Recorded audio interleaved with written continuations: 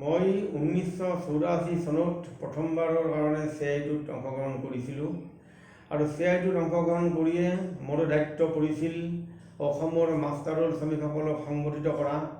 সেই সময়ত বিভিন্ন ডিপাৰ্টমেণ্টত বিশেষ কৰি গড় কাপ্তানি, জলসিঞ্চন, বন বিভাগ, ৰেচম বিভাগ আদিত হাজাৰ হাজাৰ নহয় লক্ষ লক্ষ মাষ্টাৰৰ শ্ৰমিকে সামান্য দৰমহাত কাম কৰিব লাগিছিল। তেওঁলোকৰ কাৰণে কোনো নীতি নাছিল, তেওঁলোকৰ কাৰণে নীতি নিৰ্ধাৰণ চৰকাৰে কৰা নাছিল। সেইসকল শ্ৰমিকক সংগঠিত কৰি তেওঁলোকক আন্দোলনৰ পিনে আগবঢ়াই নিয়াৰ দায়িত্ব মোৰ আগত পৰিছিল আৰু মই গড় কাপ্তানি ৰাস্তা শ্ৰমিক ইউনিয়ন, সদৌ অসম ভিত্তিত সদৌ অসম জলসিঞ্চন মাষ্টাৰৰ শ্ৰমিক ইউনিয়ন আৰু সদৌ অসম ৰেচম পাম শ্ৰমিক ইউনিয়নৰ সাধাৰণ সম্পাদক নিৰ্বাচিত হৈছিলোঁ আৰু 15 বছৰ কাল এই মাষ্টাৰৰ শ্ৰমিকসকলক লৈ মই আন্দোলন সংগঠিত কৰিছিলোঁ আৰু 85ৰ পৰা প্ৰায় 95লৈকে ভয়ানক মাষ্টাৰৰ শ্ৰমিকৰ আন্দোলন গঢ়ি উঠিছিল আৰু দুৰ্বাৰ গতিত আন্দোলন গঢ়ি উঠিছিল। দিছপুৰত হাজাৰে হাজাৰে শ্ৰমিকৰ সমাৱেশ ঘটিছিল আৰু এই আন্দোলনত নথি স্বীকাৰ কৰি সেই সময়ৰ চৰকাৰে এই মাষ্টাৰৰ শ্ৰমিকসকলক নিয়মীয়া শ্ৰমিক, চতুৰ্থ শ্ৰেণীৰ শ্ৰমিক হিচাপে গণ্য কৰিবলৈ বাধ্য হয় আৰু আজি তেওঁলোকৰ ট্ৰেড-ইউনিয়ন নাই, ট্ৰেড-ইউনিয়নৰ তেওঁলোকৰ অধিকাৰ নাই, আজি সেই সংগঠনবিলাকো নাই, কিন্তু সেই সময়ৰ সেই শ্ৰমিকসকল আমাৰ লগত এতিয়াও আছে। তাৰপিছতেই মোৰ দায়িত্ব পৰিছিল অসমৰ মটৰ শ্ৰমিকসকলক সংগঠিত কৰা। যি মটৰ শ্ৰমিকসকল হ'ল সমাজৰ বা দেশৰ মেৰুদণ্ড, যি মটৰ শ্ৰমিকসকলৰ মটৰ এখন চলিলেই সমাজখন গতিশীল হয় আৰু আগতে যি প্ৰবাদ আছিল চৰাইৰ মাতত ৰাতি পুৱাই, আজি আৰু চৰাইৰ মাতত ৰাতি নুপুৱাই, মটৰৰ ঘৰ ঘৰণিত মটৰৰ ষ্টাৰ্টৰ শব্দত আজি সমাজ ৰাতিপুৱাই আৰু মটৰ শ্ৰমিকসকলে যেতিয়াই যাত্ৰা আৰম্ভ কৰে সমাজখনো গতি পায়, সমাজখন জাগি উঠে। সেই মটৰ শ্ৰমিকসকলৰ কোনো সা সুযোগ নাই, সামান্য মজুৰিত তেওঁলোকে কাম কৰিব লাগে। তাৰ উপৰি পুলিচৰ অত্যাচাৰ, গুণ্ডাৰ অত্যাচাৰ, মালিকৰ বিভিন্ন ধৰণৰ জুলুমবাজি, কোনো আইন কানুন নাই।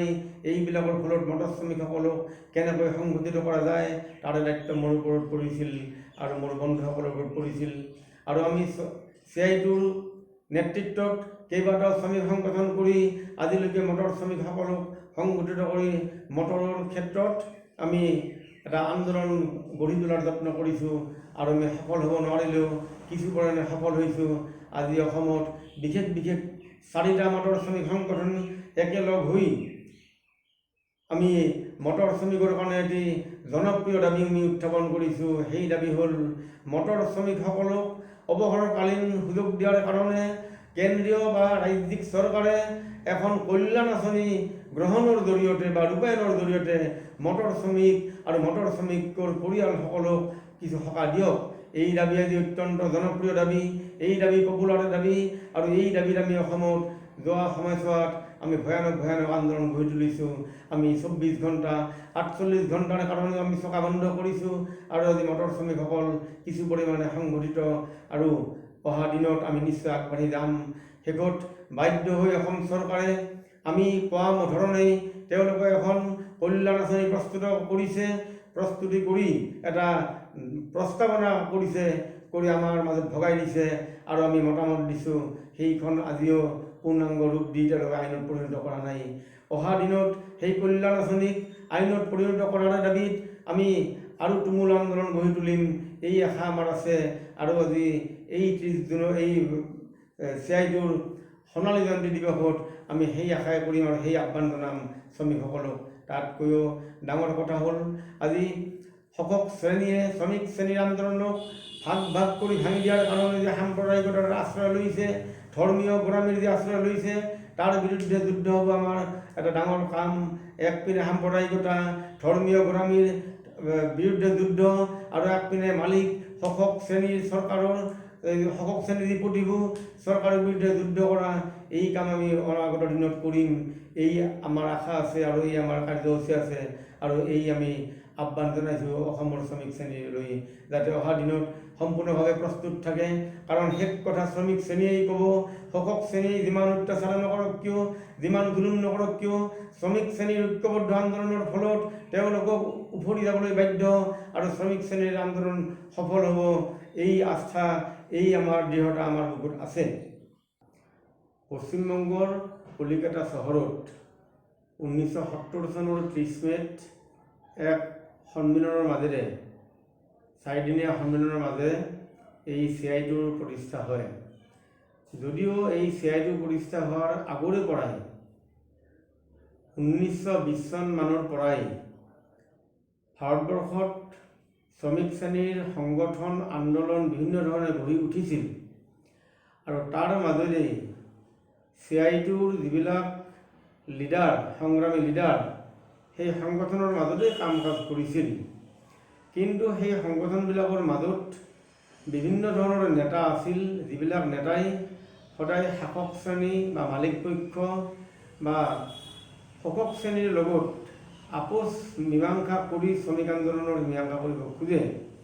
গতিকে এটা দ্বন্দ্ব চলিছিল আৰু সেই দ্বন্দ্বৰ ফলস্বৰূপেই আজিৰ যি CIIটোৰ নেতৃত্ব বা সেই সময়ৰ যি CIIটোৰ নেতৃত্ব, তেওঁলোকে হাড়ে হিমজুৱে এইটো মত পোষণ কৰিছিল বা চিন্তা কৰিছিল যে শ্ৰমিক শ্ৰেণীৰ আপোচহীন সংগ্ৰামী সংগঠন এটা লাগে, আৰু সেই চিন্তা কৰি 30 মে' 1970 চনত CIIটোৰ জন্ম হৈছিল।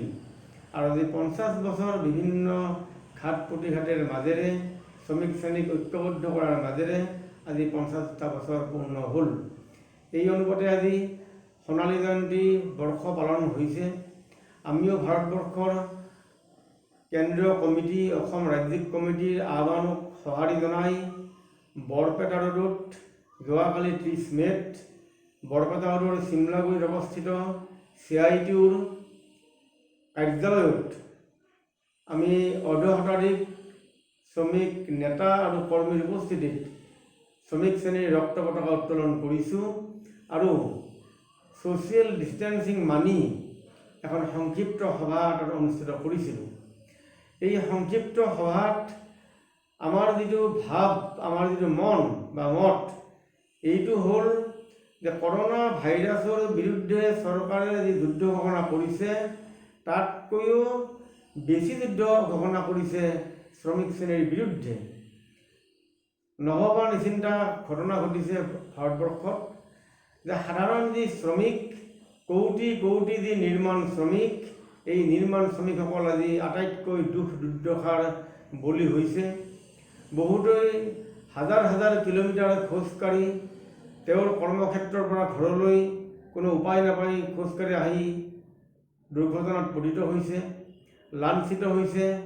বহুতৰে ভৰি পুৰি গৈছে আৰু অনিদ্ৰা অনাহাৰে আহি পেলাই ঘৰ কিছুমানে পাইছে, কিছুমানে পোৱা নাই। আনকি ট্ৰেইনৰ কেবিনত, ট্ৰেইনৰ লেট্ৰিনতো ডেড বডি পোৱা গৈছে আৰু ষ্টেচনতো ডেড বডি পাইছে। আৰু এটা কণমানি বাচ্চাই যেনেকৈ মৃত মাকক কাপোৰ গুচাই বাৰ বাৰ উঠোৱাৰ যত্ন কৰিছিল, এই দৃশ্যত গোটেই বিশ্ব শিহৰিত হৈছে। আনকি শেহতীয়াকৈ ভাৰতবৰ্ষৰ উচ্চতম ন্যায়ালয়ৰ জজসকলো শিহৰিত হৈছে যে কি অৱস্থা ভাৰতবৰ্ষত চলিছে। আৰু এই কৰোনা ভাইৰাছৰ সুযোগ লৈয়েই ভাৰতবৰ্ষৰ শোষক শ্ৰেণীৰ অন্যতম প্ৰতিনিধি, অন্যতম বুলি নকওঁ, বিশেষ প্ৰতিনিধি বিজেপি চৰকাৰে শ্ৰমিক শ্ৰেণীৰ ওপৰত আঘাত কৰাৰ যত্ন কৰিছে। বাৰ বাৰ 8 ঘণ্টাৰ কামৰ সময় 12 ঘণ্টালৈ নিয়াৰ যত্ন কৰিছে, 12 ঘণ্টা কৰাৰ যত্ন কৰিছে আৰু মালিক শ্ৰেণীক প্ৰচুৰ সা সুবিধা দিয়াৰ যত্ন কৰি শ্ৰমিক শ্ৰেণীয়ে যি ইমান দিন আন্দোলনৰ মাধ্যমেৰে আইন আজৰি আনিবলৈ সক্ষম হৈছিল, সেই আইনবিলাক সংশোধন কৰি মালিক শ্ৰেণীৰ পক্ষত নিয়াৰ যত্ন কৰিছে। সেয়েহে আমি কৈছোঁ যে এই সময়ছোৱাত ভাৰত চৰকাৰে কৰোনা মহামাৰীৰ বিৰুদ্ধে যি যুদ্ধ ঘোষণা কৰিছে, তাতকৈও বেছি যুদ্ধ ঘোষণা কৰিছে সাধাৰণ শ্ৰমিক শ্ৰেণীৰ বিৰুদ্ধে। যি শ্ৰমিক শ্ৰেণী হ'ল দেশৰ মেৰুদণ্ড, দেশৰ অক্সিজেন, যি শ্ৰমিক শ্ৰেণী হ'ল দেশৰ নিৰ্মাণৰ কাৰিকৰ, যি শ্ৰমিক শ্ৰেণীৰ হাতুৰিৰ কোবত গঢ়ি উঠে ৰেল লাইন, যি শ্ৰমিক শ্ৰেণীৰ হাতুৰিৰ কোবত দুহাতৰ শ্ৰমত গঢ়ি উঠে বিৰাট বিৰাট অট্টালিকা, যি অট্টালিকাত বহি আমাৰ মন্ত্ৰীসকলে দেশ পৰিচালনা কৰে, দেশ শাসন কৰে, যি শ্ৰমিক শ্ৰেণীৰ দুহাতৰ শ্ৰমত গঢ়ি উঠে হাজাৰ হাজাৰ মটৰ গাড়ী, যি মটৰ গাড়ীত উঠি সৈনিকসকলে সীমান্তলৈ গৈ শত্ৰুৰ লগত যুদ্ধ ঘোষণা কৰে আৰু তেওঁলোকক কোৱা হয় দেশ ৰক্ষাৰ সেনা আৰু যি শ্ৰমিকসকলে দেশখন গঢ়ি উঠে, দেশ গঢ়াৰ যি কাৰিকৰ, সেইসকলৰ আজি জীয়াতু ভুগিব লগা হৈছে। আমি অত্যন্ত এই ক্ষেত্ৰত চৰকাৰক কঠোৰভাৱে সমালোচনা নকৰাকৈ থকা নাই। এই ক্ষেত্ৰত আজি বাৰ বাৰ মনলৈ আহিছে সেই সময়ত যি সংগ্ৰামী শ্ৰমিক শ্ৰেণীৰ সংগঠন CITU গঢ়িলে, তাৰ যি নেতৃত্বত আছিল প্ৰয়াত কমৰেড BT ৰণদেৱে, P ৰামমূৰ্তি আৰু পশ্চিমবংগৰ প্ৰাক্তন মুখ্যমন্ত্ৰী কমৰেড জ্যোতি বসু, তেওঁলোকৰ জীৱনৰ প্ৰতি আজি শ্ৰদ্ধা নিবেদন কৰিছোঁ। ঠিক তেনেকৈ আমাৰ অসমৰ পৰা উপস্থিত থকা সেই সন্মিলনত দলবল লৈ কমৰেড অমল দস্তিদাৰ, তেওঁ আজি প্ৰয়াত, তেওঁ আজি নাই, তেওঁৰ জীৱনলৈ মই শ্ৰদ্ধা জ্ঞাপন কৰিছোঁ। আমি এই ক্ষেত্ৰতে নিশ্চয় আমি শ্ৰমিক শ্ৰেণীলৈ আহ্বান জনাম যে আজি শ্ৰমিক শ্ৰেণীৰ সংগ্ৰামী আপচীন শ্ৰেণী সংগ্ৰামৰ কথা কোৱা সংগঠনটো হৈছে CITU, আৰু CITUৱে জন্মলগ্নৰ পৰা আজিলৈ আপোচ কৰা নাই। আৰু এই CITUৱে শ্ৰমিক শ্ৰেণী সংঘৰ্ষৰ জৰিয়তে কেনেকৈ নিজৰ দাবী দাবা আদৰি আনিব পাৰি এই কথা শিক্ষা দিয়ে, কেনেকৈ আন্দোলনৰ মাজেদি নিজৰ অধিকাৰ সাব্যস্ত কৰা যায় এই কথাৰ শিক্ষা দিয়ে। আৰু শ্ৰমিক শ্ৰেণীৰ CITU মানে হ'ল একপিনে পুঁজিপতি, একপিনে শোষক শ্ৰেণী, একপিনে পুঁজিপতি আৰু শোষক শ্ৰেণীৰ যি প্ৰতিভূ বিজেপি চৰকাৰ বা এটা সময়ত আছিল কংগ্ৰেছ চৰকাৰ, তেওঁলোক একপিনে, আনপিনে শ্ৰমিক শ্ৰেণীৰ সংগঠন হৈছে CITU। আৰু CITU নাম শুনিলেই তেওঁলোকে এটা সময়ত ভয় খায়। আৰু যোৱা কালছোৱাত নৰেন্দ্ৰ মোদীয়েও, ভাৰতৰ প্ৰধানমন্ত্ৰী মাননীয় নৰেন্দ্ৰ মোদীয়েও বাৰ বাৰ কোৱা শুনিছিলোঁ যে তেওঁ কাৰো পৰাই বাধা পোৱা নাই, কেৱল বাধা পাইছে শ্ৰমিক আন্দোলনৰ পৰা। আৰু এই কথা কৈ তেওঁ এইটোতে ইংগিত দিছিল যে শ্ৰমিক আন্দোলনৰ পৰা মানে মুখ্যতঃ CITU। কাৰণ যোৱা সময়ছোৱাত ভাৰতবৰ্ষৰ শ্ৰমিক শ্ৰেণীৰ যি আন্দোলনৰ ৰূপৰেখা, এই ৰূপৰেখা তৈয়াৰ কৰে, এই তৈয়াৰ কৰা সংগঠনটো হৈছে CITU।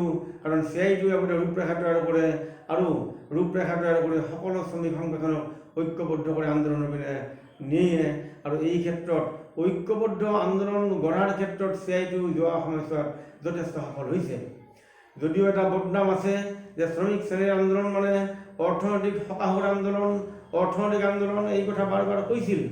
কিন্তু 1991 চনৰ পিছৰ পৰা যেতিয়া সেই সময়ৰ মাননীয় প্ৰধানমন্ত্ৰী মনমোহন সিঙে উদাৰ অৰ্থনীতি, বাণিজ্যিক নীতি বা IMFৰ লগত লগ হৈ যি উদাৰ আৰ্থিক নীতি প্ৰণয়ন কৰিলে, তাৰ বিৰুদ্ধে শ্ৰমিক শ্ৰেণীয়ে গৰ্জি উঠিছিল CITUৰ নেতৃত্বত আৰু বাৰ বাৰ ভাৰত বন্ধ কৰি হুঁচিয়াৰি দিছিল যে এই উদাৰ আৰ্থিক নীতিয়ে কেৱল ভাৰতবৰ্ষৰ পুঁজিপতি শ্ৰেণীকেই সকাহ দিব পাৰে, ইয়াৰ ফলত শ্ৰমিক শ্ৰেণীৰ আৰু দুৰ্বল হ'ব আৰু আৰ্থিক বোজা বেছি হ'ব আৰু বেছি তেওঁলোক অত্যাচাৰিত হ'ব। সেই কথা 91 চনৰ পৰা বাৰ বাৰ কৈ আহিছিল। আৰু আজি এইটো প্ৰমাণ হৈ গৈছে এই লকডাউনৰ মাজত যে ক্ৰমাগতভাৱে একচেটিয়া পুঁজিবাদ আগুৱাই যোৱাৰ লগে লগে তাৰ যে অৱশ্যম্ভাৱী পৰিণতি হ'ল শ্ৰমিক শ্ৰেণীৰ দুৰ্বিষহ যাতনা, শ্ৰমিক শ্ৰেণীৰ আৰু অধিক শোষণৰ ফলত তেওঁলোকৰ যি যন্ত্ৰণা, তেওঁলোকৰ যি অৱস্থা বেয়া হয়, এই কথাই প্ৰমাণ কৰিছে এই লকডাউনৰ পিৰিয়ডত। সেয়েহে যোৱা 91 চনৰ পৰা CITUৱে একমাত্ৰ সংগঠন যি সংগঠনে কেৱল অৰ্থনৈতিক দাবী আদায়ৰ ক্ষেত্ৰতেই থকা নাথাকি চৰকাৰৰ নীতি পৰিৱৰ্তন, চৰকাৰৰ ৰাজনীতি পৰিৱৰ্তনৰ আন্দোলনত অংশগ্ৰহণ কৰিছে। আৰু বাৰ বাৰ চৰকাৰক তেওঁলোকৰ যি ষ্ট্ৰীম ৰোলাৰ, শ্ৰমিক শ্ৰেণীৰ বিৰুদ্ধে, কৃষক শ্ৰেণীৰ বিৰুদ্ধে যি ষ্ট্ৰীম ৰোলাৰ তেওঁলোকে যিটো নীতি লৈ ঠিক তীব্ৰ গতিত লৈ যাব খোজে, তাক শ্ৰমিক শ্ৰেণীয়ে বাৰ বাৰ প্ৰতিহত কৰিছে, বাৰ বাৰ বাধা দিছে। তেওঁলোকে ইচ্ছা কৰিও তেওঁলোকৰ ইচ্ছাৰ সম্পূৰ্ণভাৱে সফল হ'ব পৰা নাই। শ্ৰমিক শ্ৰেণী CITUৱে এই কাম কৰিছে। সেয়েহে আজি এই দিনত 50 বছৰ পূৰ্তিৰ সময়ত আজি আমাৰ এটা আফচোচ ৰৈ গৈছে যে যি সময়ত আমি ভাৰতবৰ্ষত আজি ঢাক ঢোল বজাই উলহ মালহেৰে বিভিন্ন অনুষ্ঠানৰ মাধ্যমেদি আমি CITUৰ প্ৰতিষ্ঠা দিৱস পালন কৰিব লাগিছিল। লকডাউনৰ ফলত নোৱাৰিলোঁ। তথাপিও লকডাউন কৰি লকডাউন কৰিছে ঠিকে, আমাৰ মুখত তলা মাৰিব সক্ষম হোৱা নাই, আমাৰ হাতত এতিয়াও হেণ্ডকাপ লগাব পৰা নাই। আমি এই লকডাউনৰ মাজতো আমি CIDৰ প্ৰতিষ্ঠা দিৱস পালন কৰিলোঁ। আৰু অহা দিনত CIDৰ নেতৃত্বত নিশ্চিতভাৱেই আৰু দুৰ্বাৰ আন্দোলন গঢ়ি উঠিব। দুৰ্বাৰ আন্দোলনৰ পিনে গতি কৰিব। একচেটিয়া পুঁজিপতিসকল যিমানেই অগ্ৰসৰ হ'ব, শ্ৰমিক শ্ৰেণীও সিমানেই অগ্ৰসৰ হ'ব তেওঁলোকৰ নীতি পৰিৱৰ্তনৰ বাবে। আৰু অহা দিনত তীব্ৰ আন্দোলন যে গঢ়ি উঠিব এইটো নিশ্চিত আমি জানো। আমাৰ সেই অংগীকাৰ আছে, আমাৰ সেই দৃঢ়তা আছে। অহা দিনত তীব্ৰ আন্দোলন গঢ়ি উঠিব। এই আন্দোলনত যাতে সকলো শ্ৰমিকে জঁপিয়াই পৰে, তাৰ কাৰণে এই 50 বছৰ পূৰ্তি অনুষ্ঠানৰ মাজেদি সকলোৱে অংগীকাৰবদ্ধ হওক, এই আহ্বান জনাই মই আহ্বান জনাইছোঁ।